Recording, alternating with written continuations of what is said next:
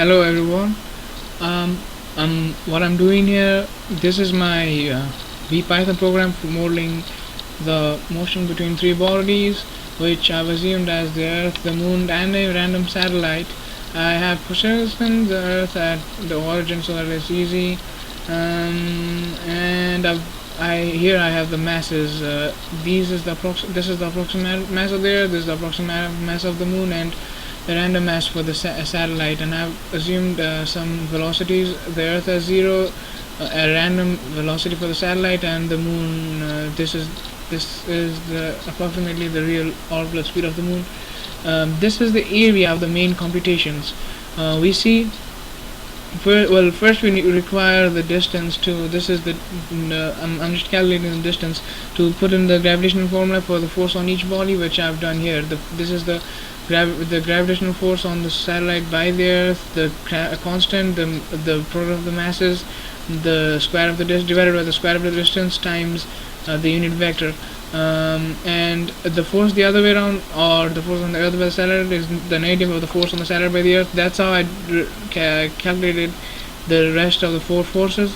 And the net force is just the sum of the forces on a particular body. Here on the satellite is the force on satellite by Earth and the by Moon.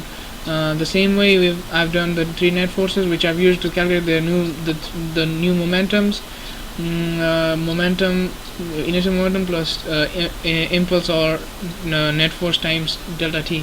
I've taken the time skip of delta t as 1 hour, and the rate I'll be using is 24 times 15, which will be if it happens 24 times, then because each time it's happening, it's about 1 hour, not 24, 15, which will be 24 will make it to 1 hour per second times 15. It will be 15 days, 24 hours, which is 1 day. 15 days is the 1 second is equal to 15 days is equivalent to 15 days. And here, this is the program, and this happens until ft is met. This condition or these conditions are met until collisions. I used an easier expression for the collisions, and I might not be able to use a big value for to run the program. Let us run the program and see. Okay. I've also done this. Is the initial position of the 3 bodies, so that it's easier to compare with the final positions. And now I'll put a number of days. Let's just put 365 or 1 year. Okay, this is like the motion between the 3 objects in 1 year. Here we see it's moving around, and these are the trails, and we can actually see a slight wobble between the Moon and the Earth.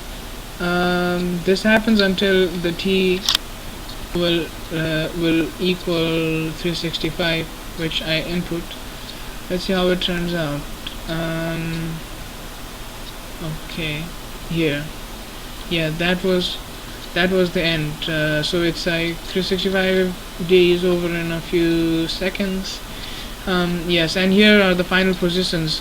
And we see that even the Earth was, there was a force on the Earth which changed its position, and the new position of the Moon after 365 days, and the new position of the satellite. So that was my the program for modeling. I'm sorry I couldn't actually do it for a longer time, because I feel that I wasn't able to simulate a proper form for stopping the program once the bodies collide. And another thing, I used the radius of the Earth and the Moon as much bigger than it's not in a real scale, otherwise we wouldn't actually see the bodies. We wouldn't be able to see the bodies. We'd just see tiny dots. So let's have another simulation of the program, after which I'll stop it. Here the initial positions. Okay, I'm putting the days. Okay, 30 this time. This will go on for a really short time. Okay, that was it. Thank you, and Well, I hope you found this interesting. I'll try to do better next time. Yeah, here the final solutions. Yeah, I'll try to do better next time. Thank you.